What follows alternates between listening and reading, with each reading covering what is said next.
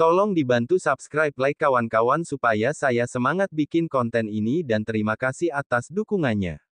Semoga panjang umur sehat selalu untuk kawan-kawan. Selamat menyaksikan. Mari kita mulai cerita sebelumnya. Judul cerita Legenda Raja Serigala.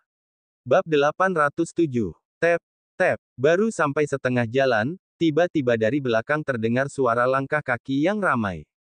Tampaknya Dewa Perang Kedua telah tiba bersama tentara legendaris. Teguh sontak merasa gelisah. Dia mengamati keadaan sekitar. Tempat ini sangat luas dan terbuka, tidak ada tempat baginya untuk berlindung. Bila Dewa Perang Kedua mengejar mereka, pria itu pasti akan segera melihat jembatan kayu ini, menyebabkan Qaddafi yang ada di sana terancam bahaya. Akhirnya, Teguh memutuskan untuk mengalihkan perhatian Dewa Perang Kedua terlebih dahulu. Dia langsung berlari menjauhi jembatan. Beberapa saat kemudian, Dewa Perang Kedua muncul dan melihat Teguh yang tengah melarikan diri. Teguh. Dewa Perang Kedua seketika berteriak senang, matanya berkilat puas, kamu nggak bakal bisa kabur lagi. Hari ini adalah hari kematianmu. Kejar dia. Segera, dengan lambaian tangannya, Dewa Perang Kedua memimpin para tentara legendaris untuk mengejar Teguh. Teguh tak punya pilihan lain dan terpaksa terus melarikan diri. Namun, bagaimanapun juga, dia sendirian saat ini. Dengan gerakan makin sempit dalam menghadapi Dewa Perang Kedua dan tentara legendaris sekaligus, tak lama kemudian. Teguh terpojok ke belakang patung Dewa Raksasa. Teguh, Teguh. Dewa Perang Kedua mendekat bersama anak buahnya, suaranya terdengar dingin dan sinis, kamu sudah kelamaan berkuasa di Serenara, sekarang saatnya kamu mati. Teguh menatap Dewa Perang Kedua dengan tatapan dingin sembari melangkah mundur, tanpa mengucapkan sepatah kata pun.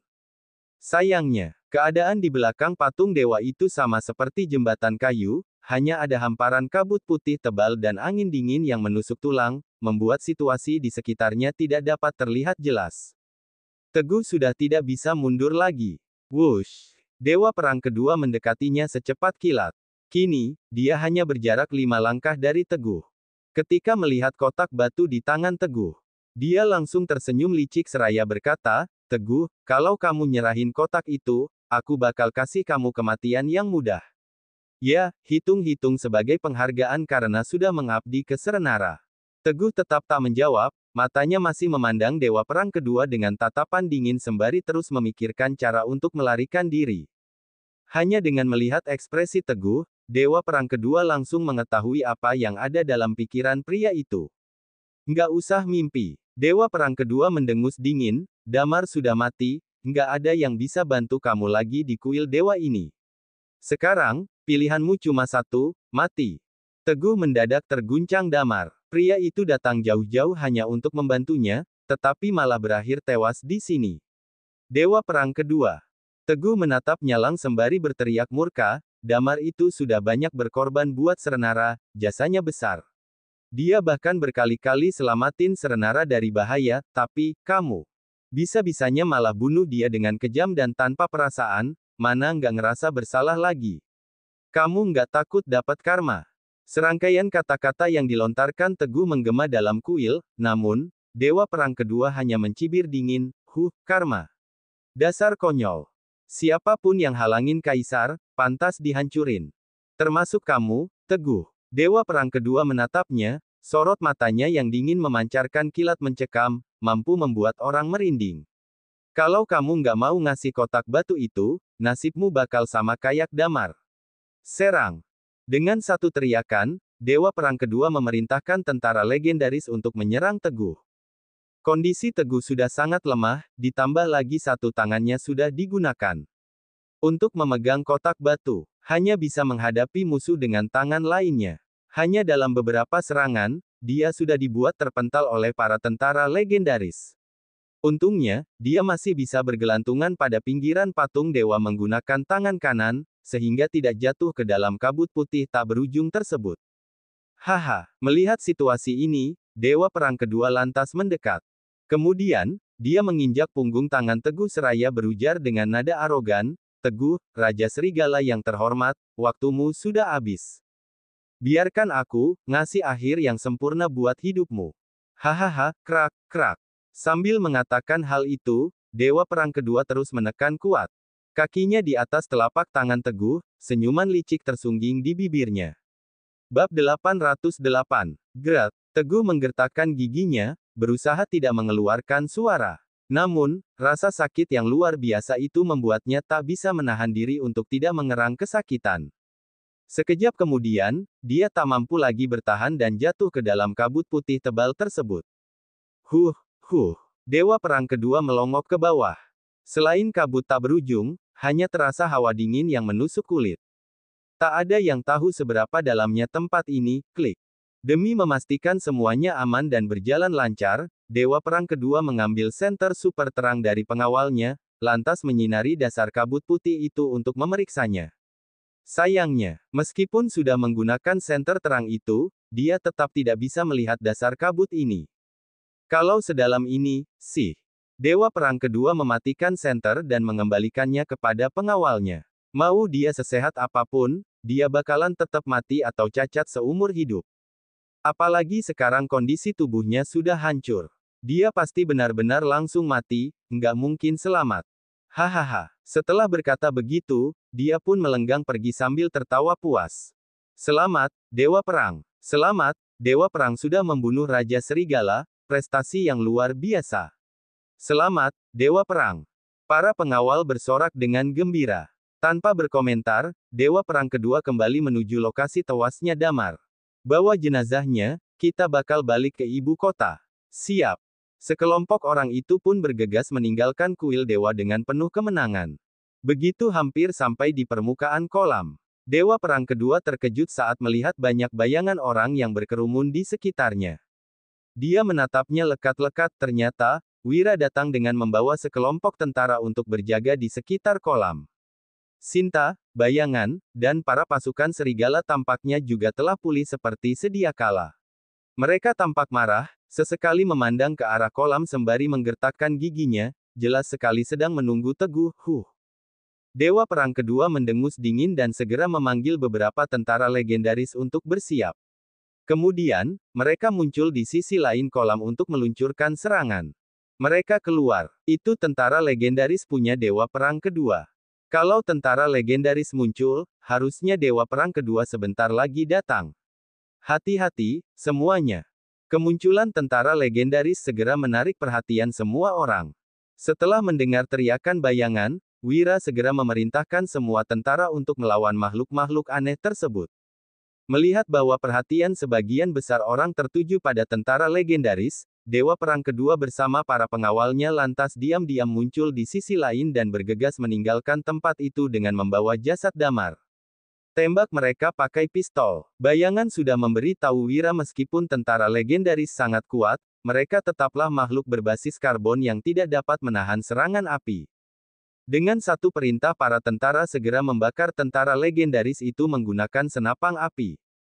Beberapa saat kemudian, bau hangus tercium di udara.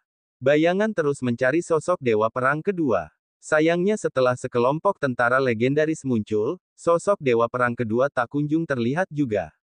Mendadak, bayangan memiliki firasat buruk, pemimpin wilayah Tasikara. Aku mau turun buat nyari Kak Teguh sama Dewa Perang Pertama. Setelah mengatakan hal itu, bayangan langsung menceburkan dirinya ke kolam diiringi suara kecipak air yang keras. Aku juga ikut. Sinta ikut melompat ke dalam air kolam yang dingin itu selayaknya putri duyung. Wira segera memberi perintah, Zaki, pimpin 500 tentara buat bantu tim hitam nyari Raja Serigala. Langsung laporkan kepadaku kalau kalian sudah nemuin Raja Serigala, Dewa Perang Pertama, atau Dewa Perang Kedua. Paham.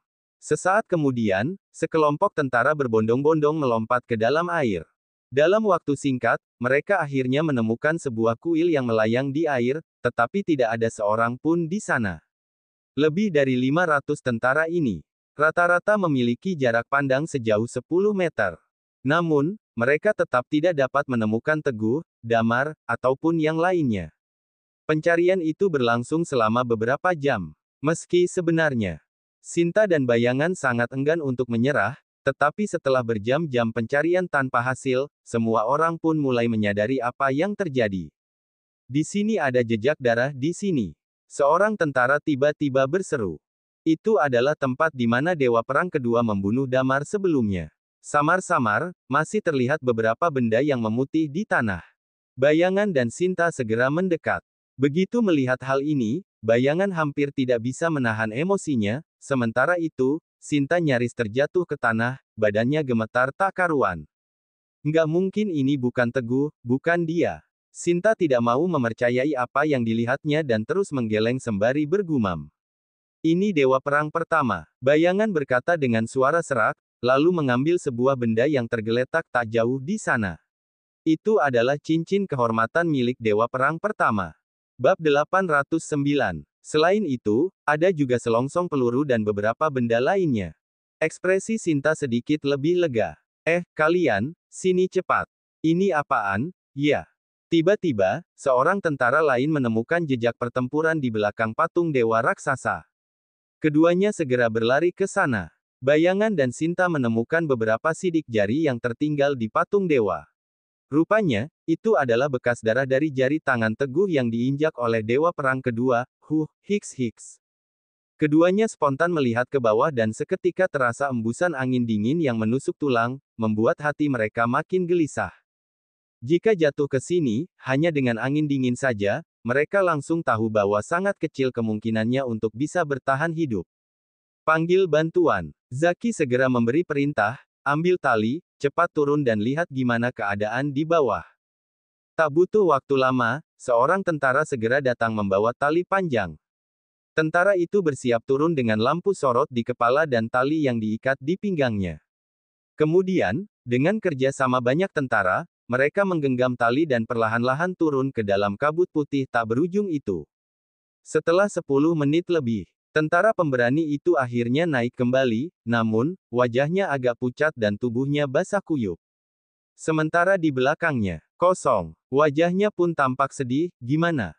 Walau bisa menduga dalam hati, Bayangan masih merasa tidak puas dan bertanya, gimana di bawah sana? Di mana Raja Serigala? Sinta juga menatapnya lekat-lekat, di bawah sana. Tentara itu menatap Bayangan sejenak dan berkata dengan jujur, ada sungai bawah tanah, aliran airnya deras banget dan dingin. Kedalamannya kurang lebih sekitar 780 meter. Kalau ada orang yang jatuh ke sana, tentara itu hanya menghela napas, tanpa melanjutkan kalimatnya. Nggak mungkin, Kak Teguh pasti nggak apa-apa. Bayangan sudah seperti orang gila, sulit baginya untuk mempercayai semua ucapan tentara itu. Sementara Sinta, dia langsung jatuh pingsan setelah mendengar kabar itu. Di tepi kolam, Wira langsung mengerti begitu melihat kondisi Bayangan yang terlihat putus asa dan Sinta yang jatuh pingsan. Seusai mendengar laporan dari Zaki, dia masih mengirim sekelompok kecil orang untuk melanjutkan pencarian. Masalah hidup dan mati Teguh sangat penting dan tidak bisa dianggap enteng, baik sebagai pemimpin wilayah selatan maupun sebagai teman Teguh, Wira merasa harus bertanggung jawab kepadanya. Beberapa hari kemudian, tidak ada kabar terbaru dari para tentara. Hingga pada hari keempat, Qaddafi akhirnya berhasil ditemukan. Pak Wali Kota, Qaddafi tidak berani menatap Bayangan dan Sinta, dia hanya menceritakan semua yang dia ketahui dengan detail. Waktu kedengeran suara tembakan, Dewa Perang Kedua langsung ngejar kami. Terus, Yang Mulia Raja Serigala nyuruh aku buat lewat jembatan kayu duluan, buat ngalihin perhatian dari pasukan Dewa Perang Kedua, suara Qaddafi begitu dalam. Bayangan dan Sinta yang ada di sana akhirnya mengerti apa yang terjadi setelah mendengar semua ini. Karena ingin mengulur waktu untuk Teguh, Dewa Perang Pertama akhirnya dibunuh oleh Dewa Perang Kedua. Sedangkan Teguh, begitu posisinya terdesak di belakang patung dewa, dia akhirnya terjatuh ke sungai bawah tanah. Kemungkinannya untuk selamat sangatlah kecil. Sinta tak kuasa menahan diri lagi, emosinya meledak dan tangisnya pun pecah. Teguh, kenapa kamu ninggalin aku sendirian? Kamu itu Raja Serigala. Kamu itu Raja Serigala yang nggak terkalahkan. Kenapa kamu bisa jatuh di sini? Suaranya begitu pilu dan menyayat hati. Hatinya sangat terluka. Siapapun yang melihatnya pasti akan meneteskan air mata. Dewa Perang Kedua, Bayangan memandang ke arah ibu kota dengan amarah yang hampir meledak, suaranya terdengar penuh penekanan. Berani-beraninya kamu nyerang pimpinan pasukan serigala dan Raja Serigala. Kamu itu musuh bebuyutanku. Bayangan, bersumpah, di kehidupan ini atau selanjutnya, aku bakal nyiksa kamu sampai mati. Kalau enggak, dendamku enggak akan bisa terbalaskan. Bayangan menekankan setiap kata-katanya dengan mata yang berapi-api, menggambarkan betapa besar emosinya. Krak, krak, krak, tangannya terkepal erat. Terlalu erat hingga kuku-kukunya menusuk ke telapak tangannya dan mengeluarkan banyak darah. Bab 810. Ibu kota. Dewa Perang Kedua segera menyampaikan kabar baik ini kepada Kaisar Teja. Lapor, Kaisar. Dewa Perang Kedua berkata dengan gembira, Raja Serigala sudah jatuh ke dalam jurang, nggak mungkin dia bisa selamat. Nah, kalau Dewa Perang Pertama, Damar, juga sudah kutembak kepalanya, dia benar-benar mati. Sembari melaporkan semuanya, dia memberi isyarat kepada pengawal yang ada di belakangnya. Pengawal itu segera membawa jasad Damar ke depan. Bagus. Melihat itu, Teja sontak bertepuk tangan dan tertawa. Bagus, hahaha. Teguh yang sombong itu akhirnya mati juga, rasanya lega banget. Tawa kemenangannya terus bergema di dalam aula. Dewa Perang Kedua yang berdiri di sampingnya pun ikut tertawa tanpa henti. Omong-omong, setelah tertawa cukup lama, Teja mulai berkata dengan tenang, sebagai Dewa Perang Pertama, kekuatan Damar pasti luar biasa. Kita harus pakai jasadnya buat bikin tentara legendaris, pasti kekuatannya bakal besar banget. Dewa Perang Kedua menjawab sambil tersenyum, jujur saja, aku juga punya niat kayak gitu, makek jasad Damar buat ciptain tentara legendaris yang benar-benar kuat dan belum pernah ada sebelumnya. Teja mengangguk pelan, lantas menanggapi, terus, kita harus cepat-cepat kembangin tentara legendaris yang baru. Sekarang, karena Raja Serigala sudah mati, pasukan Serigala Barat jadi nggak punya pemimpin. Apalagi, mereka juga kalah telak waktu perang sama tentara Sekutu Barat, pasti kekuatan mereka lagi lemah banget. Nah, sekarang kesempatan bagus buat hancurin pasukan Serigala. Kesempatan emas ini nggak boleh kita lewatin. Dewa Perang Kedua mengangguk serius dan menjawab, benar. Satu lagi, karena Damar milih buat jadi musuh kita, ayo kasih pelajaran buat dia. Bikin semua keluarganya yang masih tersisa menyusul dia. Baik, Dewa Perang Kedua tentu mengerti maksud Teja. Mereka telah membuat langkah pertama, maka tuntaskan saja segalanya, membunuh semua anggota keluarga Damar untuk menghilangkan potensi masalah di masa depan. Ingat, Teja memberi peringatan, semua rencana kita itu rahasia, jangan sampai bocor sedikit pun. Kota Sedayu. Setelah kembali dari Malajang, Bayangan segera mengumpulkan 8 senapati. Bayangan, mana Raja Serigala? Bayangan, kamu nggak balik bareng Raja Serigala. Bayangan, Raja Serigala tinggal di Malajang dulu, ya, sampai pulih. Terus baru balik ke sini. Bayangan, Miko dan para senapati lainnya merasa sangat khawatir saat ini. Pasukan Serigala telah kehilangan banyak tentara pasca peperangan dengan tentara Sekutu Barat, bahkan beberapa petinggi mereka sudah dibunuh oleh Teja. Ironisnya, di saat genting seperti ini, Raja Serigala harus pergi mencari obat penawar untuk parasit yang ada di tubuhnya, hal ini membuat pasukan Serigala merasakan kesedihan yang tak berkesudahan. Raja Serigala, Bayangan tak kuasa menahan dirinya lagi, dia pun berkata sambil menangis terseduh-seduh, dia dibunuh sama Dewa Perang Kedua. Apa? Nggak mungkin, mana bisa. Raja Serigala, kan, kuat banget, nggak mungkin dia. Bayangan, jangan-jangan kamu salah paham, Raja Serigala. Raut wajah para senapati langsung berubah setelah mendengar kabar tersebut. Ada yang sontak bangkit dari duduknya, ada yang terduduk lemas, ada yang terdiam. Serta ada pula yang berteriak marah, Teguh adalah pilar utama pasukan Serigala. Dia adalah raja tanpa mahkota di hati mereka. Bab 811. Tak terkalahkan. Abadi. Namun sekarang, Bayangan memberi tahu mereka bahwa Raja Serigala dibunuh oleh Dewa Perang Kedua yang keji itu. Sungguh memilukan. Sungguh memicu amarah. Seorang legenda dan pahlawan yang tidak tergantikan. Tidak mati di medan perang, bukan pula dalam pertempuran yang sehat. Tragisnya, dia dibunuh oleh orang-orang Serenara yang dia cintai dan lindungi. Itu adalah kisah tragis dan sebuah aib yang menyayat hati, sangat menyedihkan. Sungguh ironis. Markas utama pasukan Serigala seketika diselimuti oleh kesedihan yang mendalam, nggak cuma itu. Mata Bayangan memerah, lagi-lagi dia berteriak dengan marah, Faktanya, Kaisar Serenara itu bukan kaisar sejati. Dia cuma boneka yang dikendaliin sama orang lain. Makanya dia terus-terusan mengincar pasukan serigala dan Raja Serigala. Begitu mendengar kebenarannya, semua panglima sontak tercengang. Mereka semua terdiam, masih tidak percaya dengan apa yang baru saja mereka dengar. Melihat situasi tersebut, bayangan segera menceritakan segala sesuatu yang dikatakan oleh pria bertopeng di rumah sakit pada hari itu, termasuk latar belakang keluarga Teguh Laksmana. Jadi, ceritanya, Kaisar palsu itu sengaja bikin masalah, semua itu biar pasukan serigala kita musnah. Dasar kaisar palsu, benar-benar nggak punya hati. Kita harus serang ibu kota duluan buat menghabisi si kaisar palsu, dewa perang kedua, dan orang-orang di belakangnya. Bisa-bisanya mereka sudah bikin rencana buat hancurin pasukan serigala dan membunuh Raja Serigala. Benar, kita harus balas dendam buat Raja Serigala dan penuhin keinginan terakhirnya. Amarah itu membuat mereka segera sepakat untuk bergerak menuju ibu kota dan membalaskan dendam Raja Serigala. Setelah itu, mereka semua duduk bersama dan merencanakan strategi untuk menyerang ibu kota. Sementara itu, di kota Senggigi, setelah kembali dari Malajang, Sinta langsung pergi ke Villa Sultan Permai. Teguh telah pergi tanpa meninggalkan pesan apapun, bahkan tidak ada satupun foto untuk dikenang. Satu-satunya yang ditinggalkan Teguh untuknya adalah Villa Sultan Permai ini.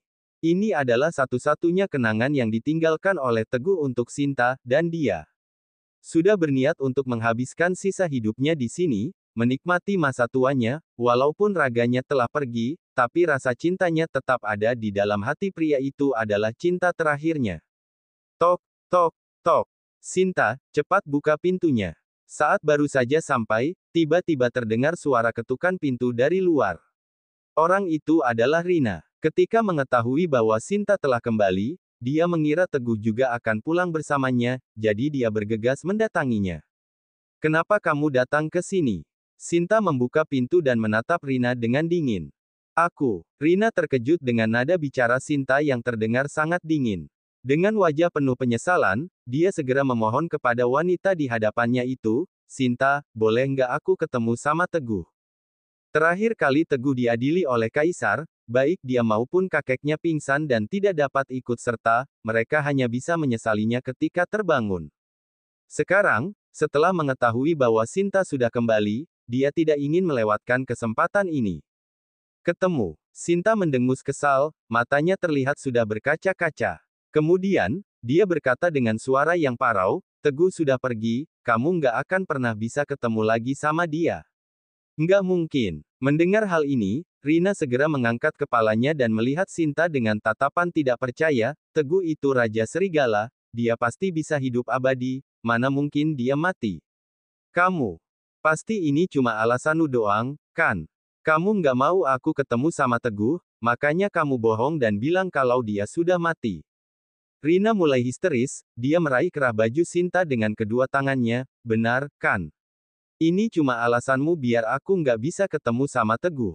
Sinta sebenarnya sudah merasa sangat sedih. Sekarang, dia bahkan masih dicurigai oleh Rina. Apalagi, baginya, kematian Teguh disebabkan oleh Rina. Plak. Sinta langsung menamparkan wajah Rina dengan keras hingga mengeluarkan suara yang sangat nyaring. Tamparan yang tidak terduga itu seketika membuat Rina terdiam. Bab 812. Cukup. Sinta menatapnya dengan penuh kebencian, air mata terlihat membanjiri pipinya, suaranya bergetar, Rina, semua ini gara-gara kamu. Kamu yang bunuh Teguh. Kalau bukan gara-gara kamu yang ngotot pergi ke perbatasan barat, rencana Teguh yang sempurna nggak bakal mungkin gagal.